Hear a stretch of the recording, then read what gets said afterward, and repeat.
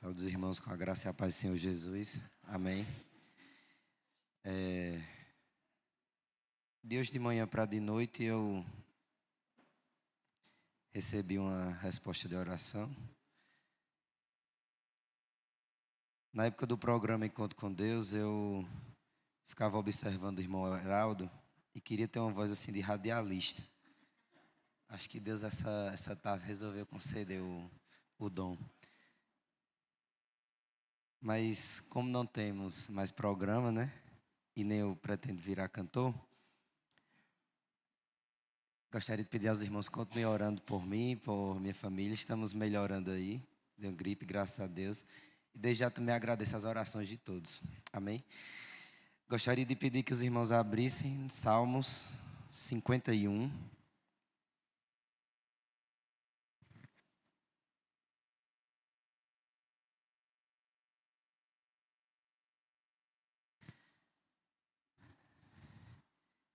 E também gostaria de pedir que os irmãos deixem as Bíblias abertas, pois nós vamos passar por alguns textos essa noite.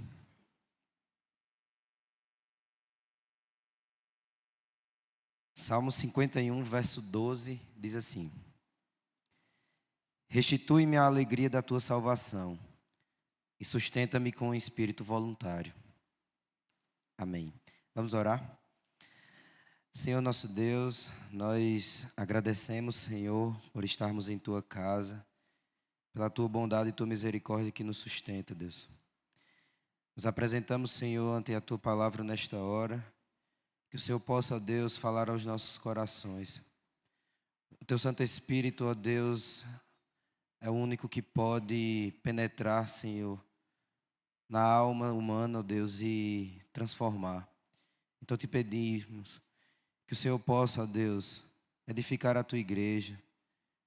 Que o Senhor possa, Senhor, renovar, Senhor, na vida daqueles que tu sabes que precisam a alegria da salvação.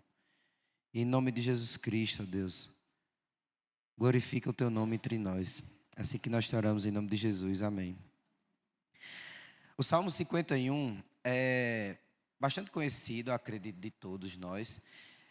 E ele é um relato de lamento, de confissão de pecado. O Salmo 51 foi escrito pelo rei Davi, após o profeta Natã confrontá-lo pelo seu adultério com Batseba. E é um salmo de lamento pelo pecado. O salmo começa com um pedido de restauração nos 2 primeiros versos, seguido por uma confissão de pecado nos versos 3 a 5. Então, após isso, nos versos 7 a 12, Davi ora por uma restauração. E ao final do seu pedido de restauração, está o texto que nós lemos, o verso 12, onde Davi pede que Deus lhe restitua, que Deus renove em seu ser, em seu coração, a alegria da salvação. E é interessante que, após cometer o pecado de adultério, em nenhum momento do salmo, Davi pede para que Deus lhe afaste, por exemplo, da mulher adúltera, ou que Deus lhe afaste da imoralidade. Davi não clama para que Deus lhe afaste dos prazeres da carne, por exemplo. Ele ora sim por purificação, mas ele ora também por alegria. Davi pede para que Deus lhe restaure a alegria da salvação. E esse é um tema, poderíamos dizer, comum nos salmos de Davi. Em outros 4 salmos, Davi vai falar sobre a alegria da salvação. Na maior parte desses textos, Davi fala de salvação em termos de livramento. Ele exulta pelo livramento que Deus concedeu a ele dos seus inimigos, a salvação da morte, a salvação dos seus inimigos. E por isso ele se alegra. Mas no Salmo 51 especificamente, não há um contexto de guerras, não há um contexto de inimigos, de perseguição. A salvação que Davi menciona no verso 12 é uma salvação da morte, da condenação, do ser afastado de Deus. E esta alegria da salvação que Davi menciona no verso 12, que ele pede para que Deus lhe restitua, é tão somente a exultação, o deleite, a satisfação, o contentamento em ter sido liberto da condenação, em ter recebido o perdão dos pecados. E Davi ora para que Deus lhe restitua esta alegria, este contentamento. Mas por que Davi pede por isso? Por que Davi não pede para que tão somente Deus retire de seu coração qualquer desejo da carne? Porque Davi sabia que a luta da vida cristã é uma luta pela alegria e pela satisfação em Deus. Davi entendeu que o pecado do adultério que ele cometeu com Batseba e posteriormente o homicídio que ele fez do esposo de Batseba, Urias, esse pecado, na verdade, as raízes dele estavam numa falta de contentamento em Deus. Davi entendeu que por trás do seu pecado estava, na verdade, uma insatisfação, uma falta de contentamento, uma falta de deleite em Deus. E a partir do momento que Davi não tem mais deleite em Deus, na presença do Senhor, ele vai buscar satisfazer o seu coração com outra coisa. E essa outra coisa, naquele momento, foi o adultério com Batseba. Davi entendeu que ele havia caído no pecado, porque ele não estava satisfeito em Deus. Então, diante disso, Davi ora, não para que Deus não somente lhe dê um coração livre dos desejos carnais, mas também um coração alegre, contente, satisfeito em Deus. E Davi pede isso a Deus, porque esta alegria, este contentamento, é algo que só Deus produz. 2 textos em Isaías falam disso. Os irmãos não precisam abrir. Mas Isaías, capítulo 51, verso 3, afirma o seguinte: porque o Senhor terá piedade de Sião, terá piedade de todos os seus lugares desolados, fará o seu deserto como o Éden, e os seus lugares áridos como o jardim do Senhor.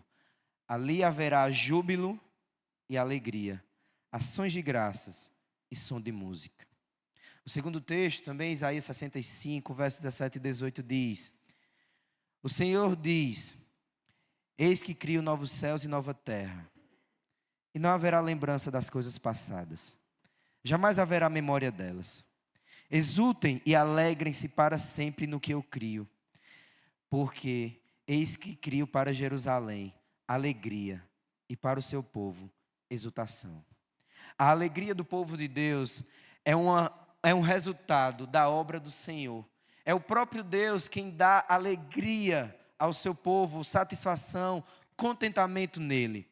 E é por isso que Davi pede para que Deus restaure a alegria.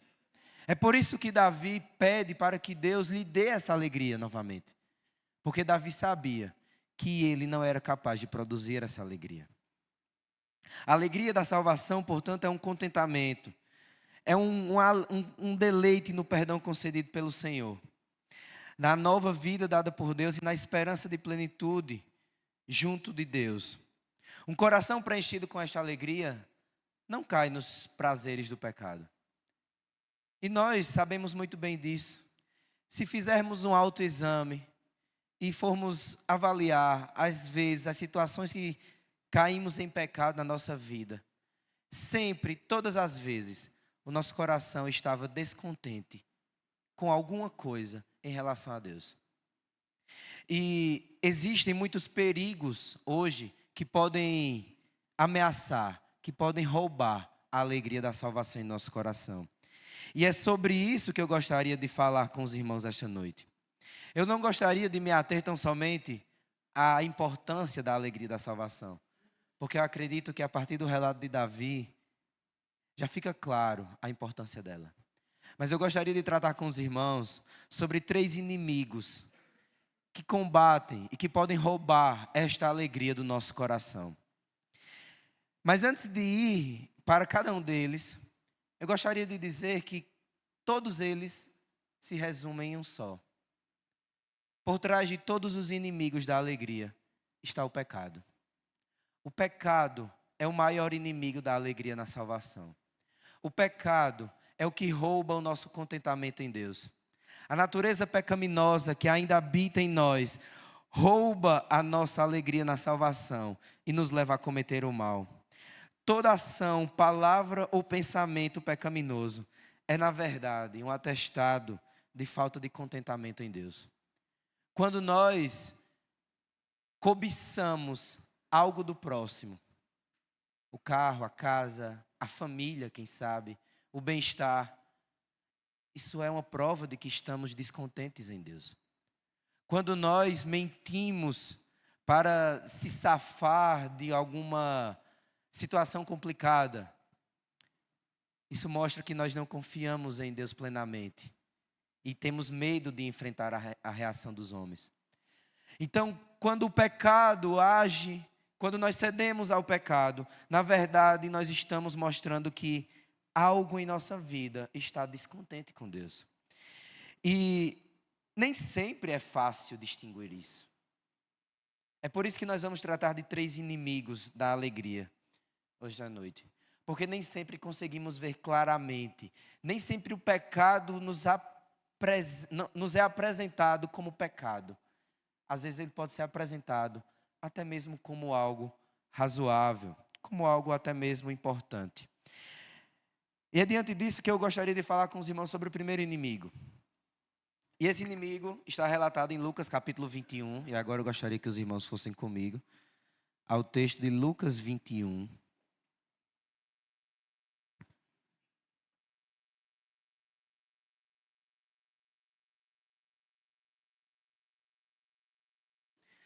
Evangelho de Lucas, capítulo 21, a partir do verso 34, Jesus diz assim: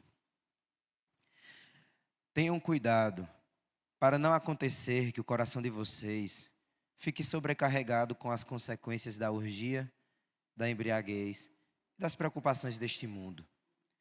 E para que aquele dia não venha sobre vocês repentinamente, como uma armadilha. Pois sobrevirá a todos os que vivem sobre a face de toda a terra. Portanto, vigiem o tempo todo, orando, para que vocês possam escapar de todas essas coisas que têm de acontecer e para que possam estar em pé na presença do Filho do Homem. Esse texto faz parte do sermão profético de Jesus, logo antes dele ser crucificado, na semana da sua crucificação.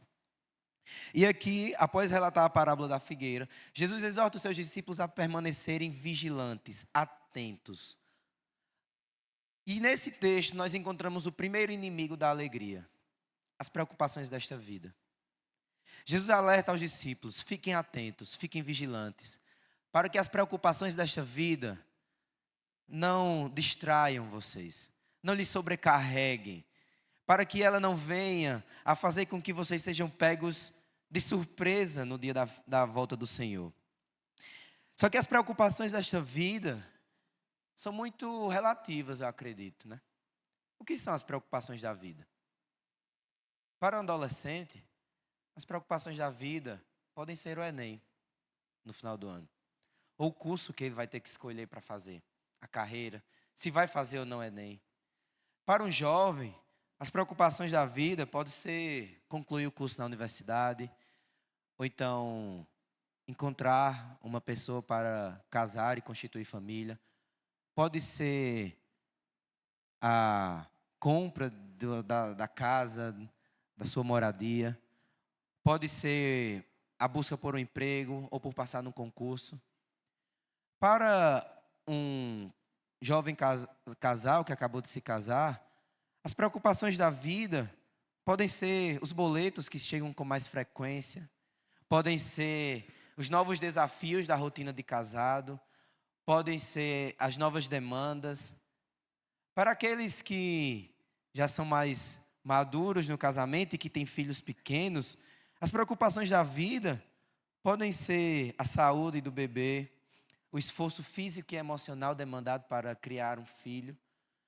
Talvez as preocupações da vida para um casal ainda mais maduro, com filhos já criados e grandes, seja talvez a manutenção da família, as muitas responsabilidades, a perda de um emprego.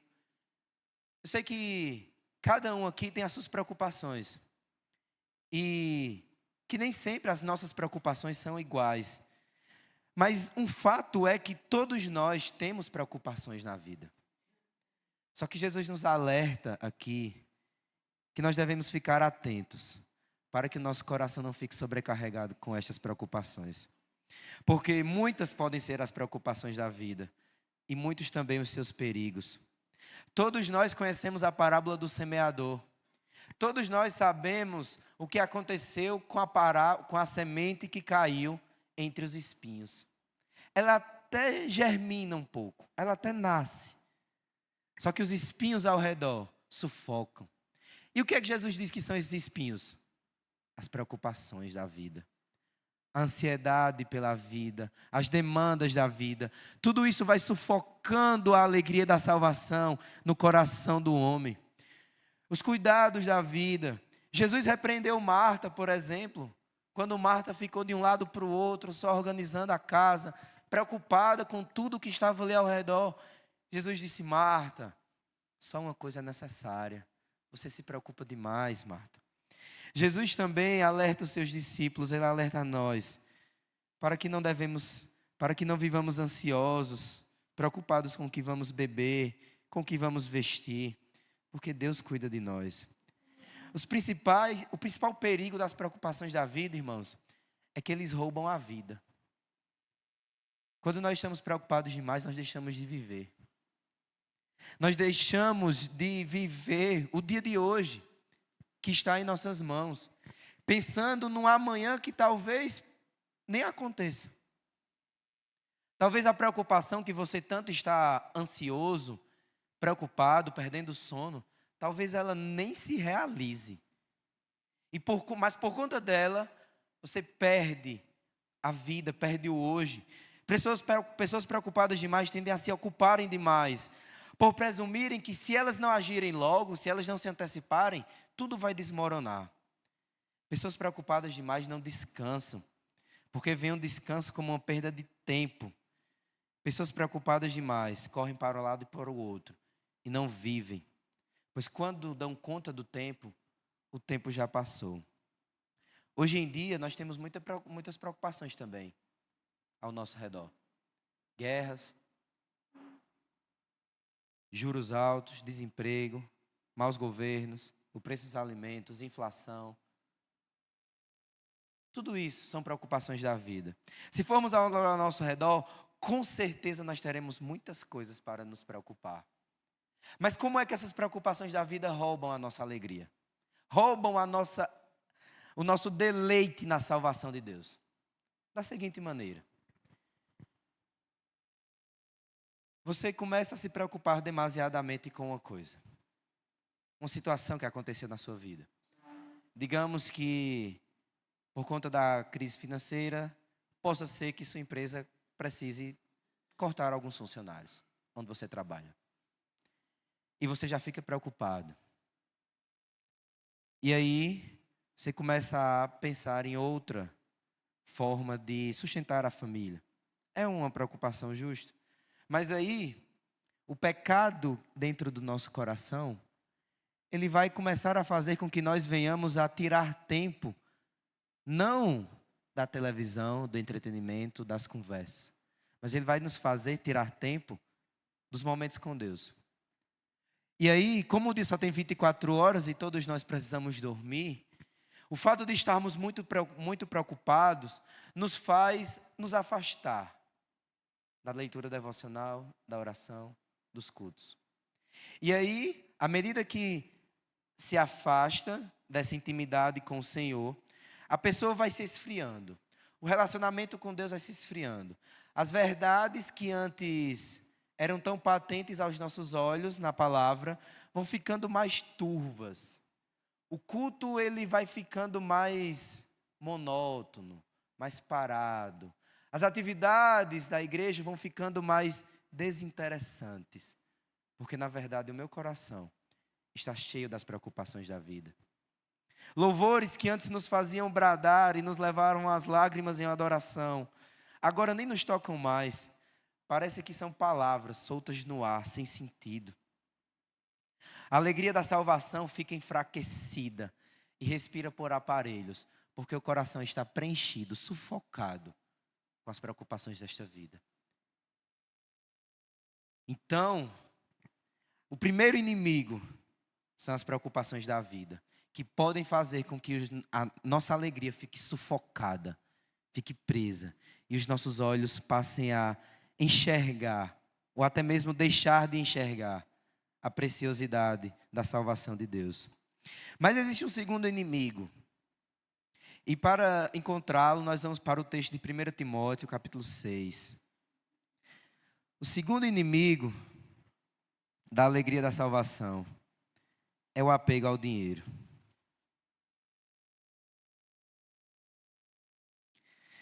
1 Timóteo, capítulo 6, verso 9, Paulo escreve assim: Mas os que querem ficar ricos caem em tentação, em armadilhas e em muitos desejos insensatos e nocivos, que levam as pessoas a se afundar na ruína e na perdição. Porque o amor ao dinheiro é a raiz de todos os males, e alguns, nessa cobiça, se desviaram da fé e atormentaram a si mesmo com muitas dores.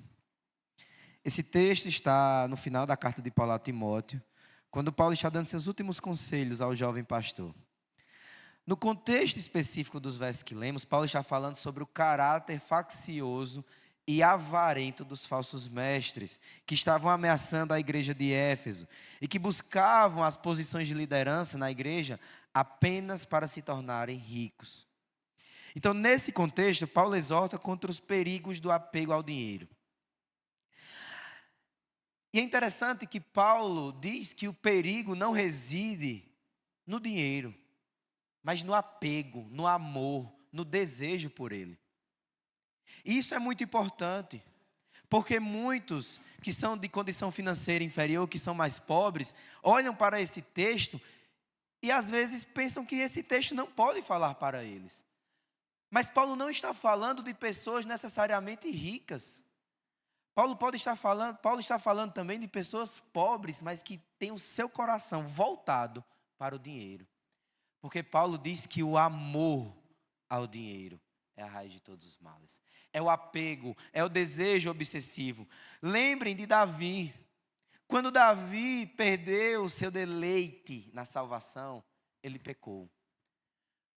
Toda vez que qualquer um de nós perde o deleite na salvação, nós vamos buscar esse deleite em outra coisa. E uma das coisas que nos tenta é o dinheiro. É o dinheiro. O amor ao dinheiro é a raiz de todos os males. E Paulo escreve e fala que o que acontece com essas pessoas é ruína. Elas caem em trapaças, caem em armadilhas. Quantos casos nós conhecemos de pessoas que, por serem avarentas demais, gananciosas demais, caíram em golpes, caíram em armadilhas, perderam tudo. Hoje está muito em alta as apostas esportivas. Quantos, eu acredito que cada um aqui conhece pelo menos uma pessoa que tem essa prática e que perde dinheiro constantemente. Quantos não perdem o dinheiro porque estão apegados demais a ele e sempre querem ganhar mais? Calvino afirma que todos os que têm a ambição de conquistar muitas riquezas se entregam ao cativeiro do diabo. Mas o que significa amar o dinheiro? O pastor John Piper, ele diz que para responder essa pergunta, a gente precisa primeiro responder uma outra pergunta. A gente precisa saber o que é dinheiro. Porque dinheiro, irmãos, não é o papel que a gente carrega. Porque talvez, hoje em dia, a maioria não tenha mais papel no bolso. Se fizermos aqui um levantamento, eu acredito que a maioria não vai ter uma cédula de papel no bolso. Vai perguntar, tem Pix? Então o dinheiro não é aquele papel físico que a gente segura, não é a moeda. O que é o dinheiro? O pastor John Piper diz que o dinheiro é um símbolo dos recursos humanos. Ao longo de todas as eras, desde o início, o dinheiro às vezes era ouro, depois prata, depois moedas de cobre, já foi gado, as moedas da vez já foi trigo. Hoje em dia, Pode ser $1, R$ 1, alguma coisa assim. Mas de todas as eras, o dinheiro, na verdade, é um símbolo dos recursos humanos. Dinheiro representa o que você pode conquistar com o homem, o que você pode conseguir com o homem. O que o homem pode conseguir, ele consegue com o dinheiro dele. Já perceberam isso? Existem coisas que podem ser compradas pelo dinheiro. Por exemplo, eu posso comprar uma cadeira com dinheiro. Mas existem coisas que não podem ser conseguidas pelo dinheiro. Saúde, estatura, vida. Quem aqui pode comprar 10 anos a mais de vida? Quem aqui, por mais rico que seja, pode aumentar uma semana na sua vida? Ou um dia? O dinheiro é o símbolo do que os recursos humanos podem fazer. Então, o coração que ama o dinheiro, na verdade, ele é um coração que deposita suas esperanças, seus anseios, seus prazeres nos recursos humanos. Um coração apegado ao dinheiro é um coração que está apegado àquilo que o seu próprio braço consegue conquistar. Vocês já conheceram alguém que acreditava que tudo se resolve com dinheiro? Eu já. Só que chegam dias em que o dinheiro não vai resolver. Porque os recursos humanos são extremamente limitados. Por isso Jesus disse: ninguém pode servir a dois senhores. Não é possível servir a Deus e ao dinheiro. Não se pode confiar em Deus e ao mesmo tempo confiar nos recursos humanos, no dinheiro. Ou você confia em Deus ou você confia nos seus recursos. É simples.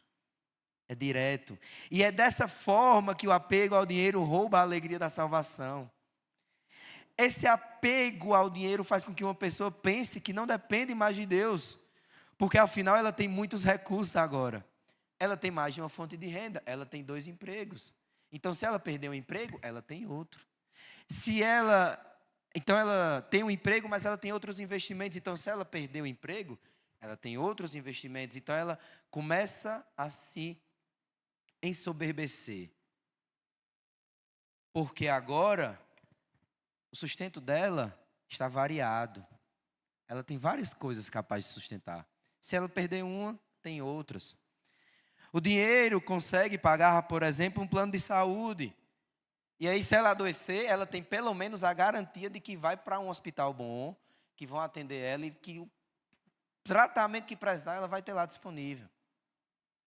O dinheiro faz com que ela consiga ter um seguro para o carro, também para casa, até mesmo um seguro de vida. Então, se na pior das hipóteses ela morrer, a família vai ficar bem abastecida. Eu gostaria de deixar claro que não é pecado ter plano de saúde, não é pecado colocar um seguro no carro, não é pecado fazer um seguro de vida, não é pecado nenhuma dessas coisas. Se você pode ter essas coisas, se Deus lhe concede condições para tal, tenha, pois é prudente fazer isso. Mas não coloque sua segurança nelas. Não deposite a confiança da sua vida no seguro de vida que você tem. Não deposite a confiança da segurança da sua família no fato de que sua casa tem câmeras, tem cercas elétricas. Paulo, no mesmo capítulo, no verso 17, ele escreve: exorte os ricos deste mundo a que não sejam orgulhosos, nem depositem a sua esperança na instabilidade da riqueza, mas em Deus, que tudo proporciona ricamente para o nosso prazer. Salomão, ninguém aqui, talvez ninguém no Brasil, foi tão rico quanto Salomão foi em sua época. E ele escreveu em Provérbios 23, verso 4 e 5: não se fatigue para ficar rico. Não aplique nisso a sua inteligência. Você quer pôr os seus olhos naquilo que não é nada? Porque certamente a riqueza criará asas, como a águia que voa pelos céus. O homem mais rico de seu tempo, Salomão, ele disse: não se fatigue para ficar rico. Ele sabia, a riqueza é como um pássaro que voa. Não coloque seu coração, sua confiança nisso. E esse apego ao dinheiro rouba a alegria da salvação, pois afasta o coração de Deus. A pessoa, então, que está muito apegada ao dinheiro, para de ler a palavra, pois está gastando o seu tempo apenas com aquilo que pode lhe conferir mais dinheiro. A pessoa que está apegada ao dinheiro, ela tem também a inclinação de não ofertar mais na casa do Senhor, porque ela agora pensa que esse dinheiro, que essa quantia que ela oferta, que ela dizima, ela diz, eu posso fazer outra coisa melhor com isso aqui. Eu posso juntar essa parte aqui do dízimo e comprar um terreno ali para deixar ali e ele valorizar. Porque o amor ao dinheiro cega a vista do homem. De tal forma que agora ele só consegue ver com os olhos do dinheiro, da ganância. E a alegria da salvação é roubada. O coração não confia, não tem mais deleite em Deus. Então, o segundo inimigo é o apego ao dinheiro. E o terceiro e último inimigo que eu gostaria de falar essa noite está lá em Apocalipse capítulo 2.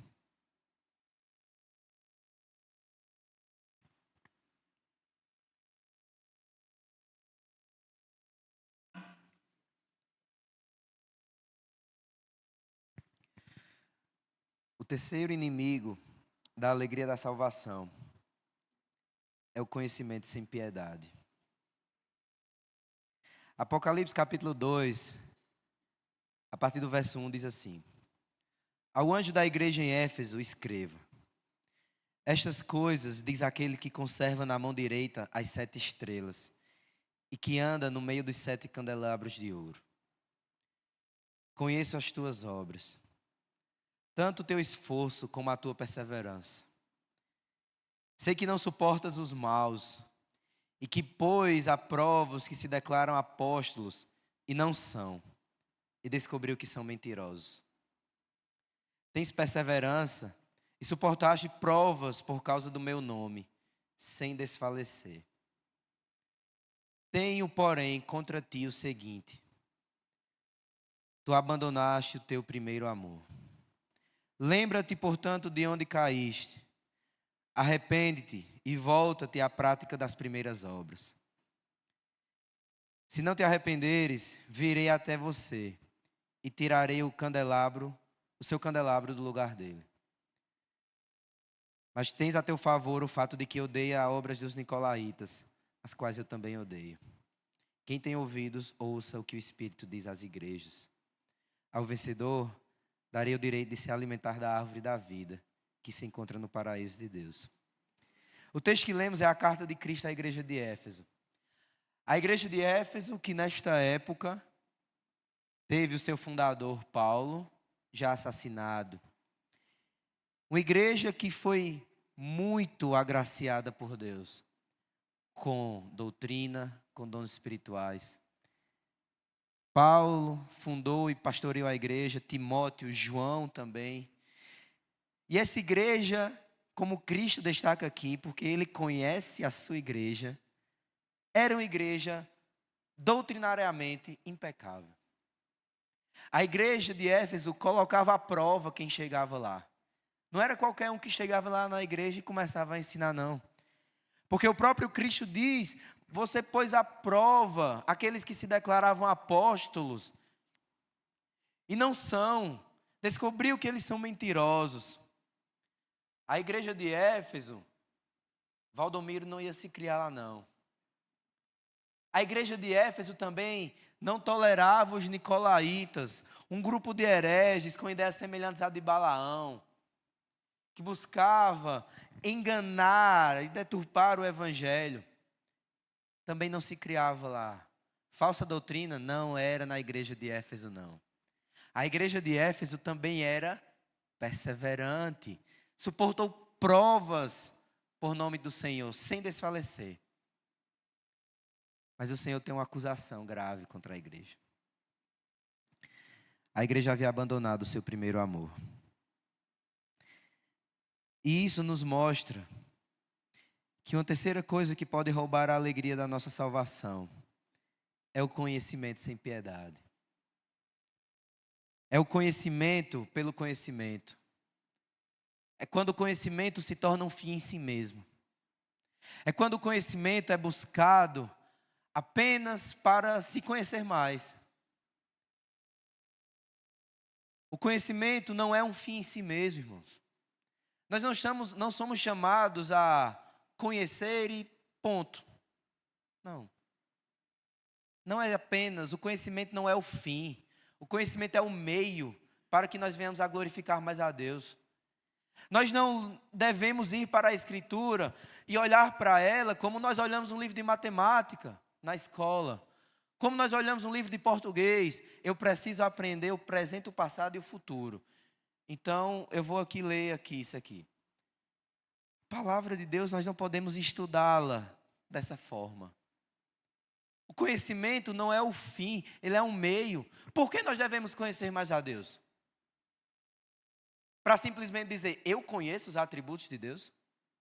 Para dizer, não, eu sei que Deus é santo, eu sei que Deus é bom, eu sei que Deus é justo, Deus é paciente, misericordioso, longânimo, Deus é amor. Para quê? Com qual objetivo nós devemos buscar conhecer a Deus? Para dizer que conhecemos? Não. Todo conhecimento deve resultar em glória, em adoração a Deus.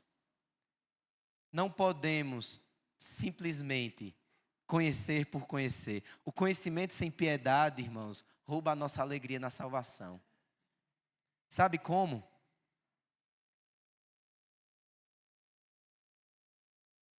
Se passarmos a estudar a doutrina bíblica sem a piedade, sem a oração, sem o tremor em nossos corações, nós corremos o risco de conhecermos todas as doutrinas. Nós sabemos a doutrina da justificação, da salvação, a doutrina de Cristo, do homem, do pecado, os atributos de Deus. E o conhecimento sem piedade vai fazer com que estas verdades elas se tornem meio que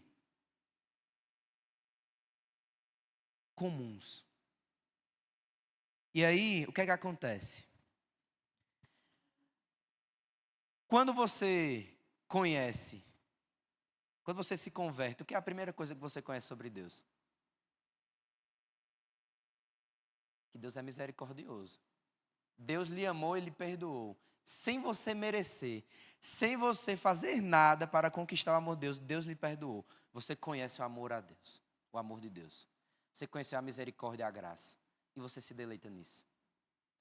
Só que se, por causa do pecado em nosso coração, buscarmos conhecer a Deus, sem temor, sem piedade, estas verdades vão ficar meio que comuns. Então a gente vai começar a ouvir coisas como, Deus lhe ama. E você vai dizer, amém, Deus é amor. Deus é grande. E você vai dizer, é mesmo. Deus é grande, Ele é onipotente, Ele é onipresente. E aí, é possível que você comece a vir para a igreja, não para se alimentar de Deus, mas para esmiuçar o que está sendo pregado. O conhecimento sem piedade faz com que o homem, ele venha à igreja não para se deleitar, não para ser alimentado por Deus e para adorar a Deus, mas para ficar vendo, será que aquela irmã que está dando a devocional, ela está falando isso aqui mesmo? Isso aqui é condizente com o pensamento dos reformadores? Será que essa pregação, ela de fato é cristocêntrica? Nós devemos fazer isso, sim, mas isso não é o fim em si mesmo.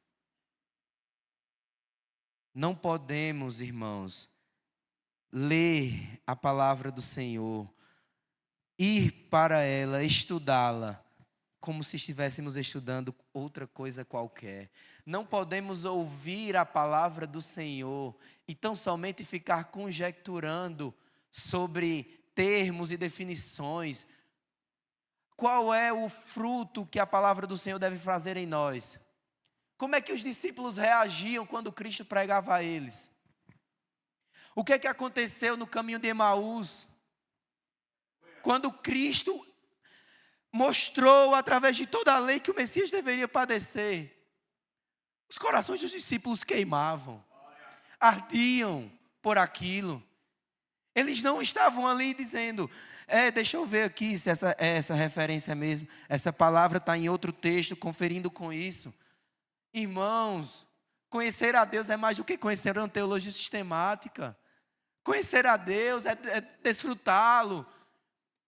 O Catecismo de Westminster diz que o objetivo do homem é conhecer a Deus e gozá-lo para sempre. Esse conhecimento precisa nos fazer, irmãos, arder em nossos corações. Jonathan Edwards dizia que o verdadeiro conhecimento é luz na mente e fogo no coração.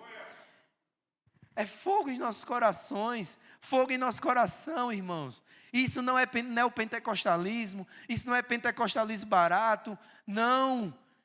Isso é o que a palavra de Deus nos mostra. A igreja de Éfeso era uma igreja doutrinada.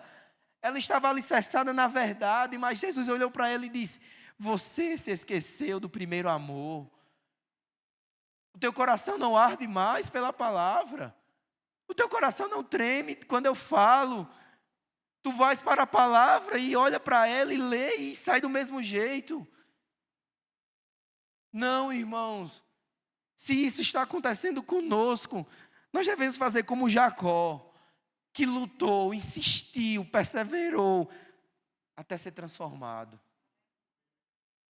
O conhecimento sem piedade, sem devoção, mata a alegria da salvação. E eu quero que os irmãos me entendam bem. Eu não quero que os irmãos pensem que eu estou negligenciando o conhecimento, não.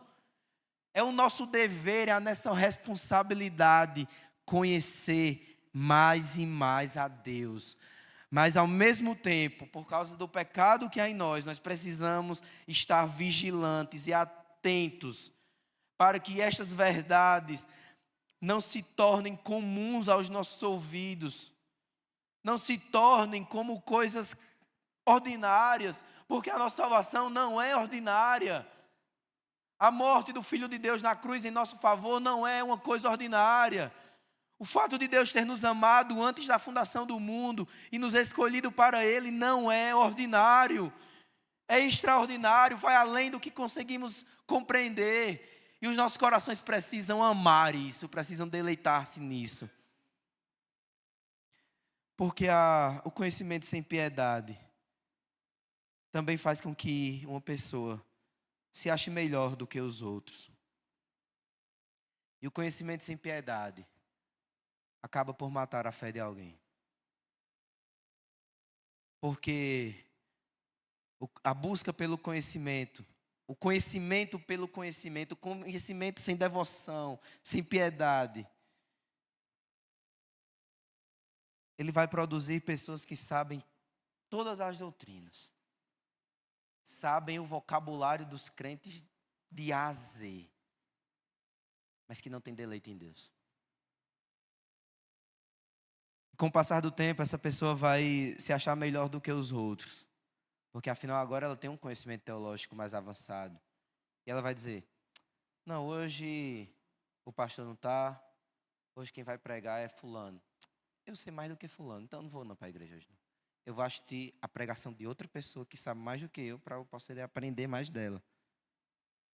Por fim, muitos que trilham esse caminho acabam por sair da igreja, pois acham que na igreja não há mais espaço para ela aprender.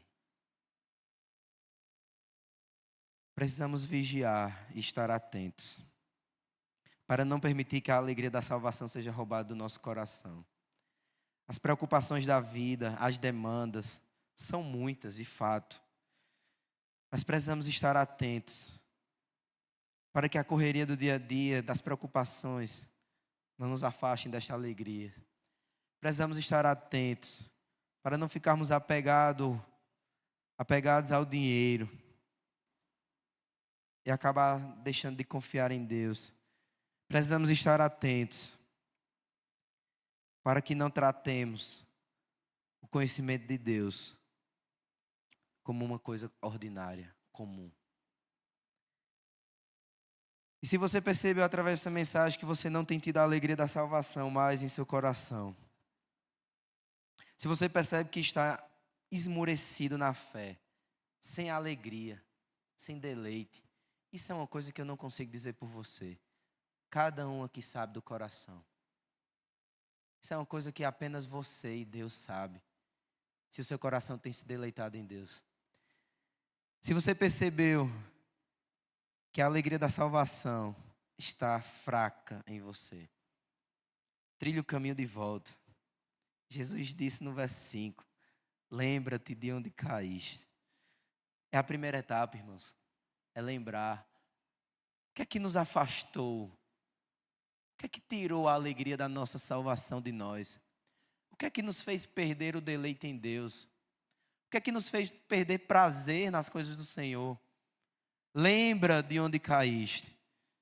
É o primeiro passo. Arrepende-te. Arrepende. E volta à prática das primeiras obras. Volta a se deleitar. Faça como Davi. Clame a Deus para que a alegria da salvação seja restabelecida em você. E que Deus renove no coração de cada um de nós, dentro do nosso ser, um espírito inabalável que se deleita nele. Amém? Que Deus nos abençoe.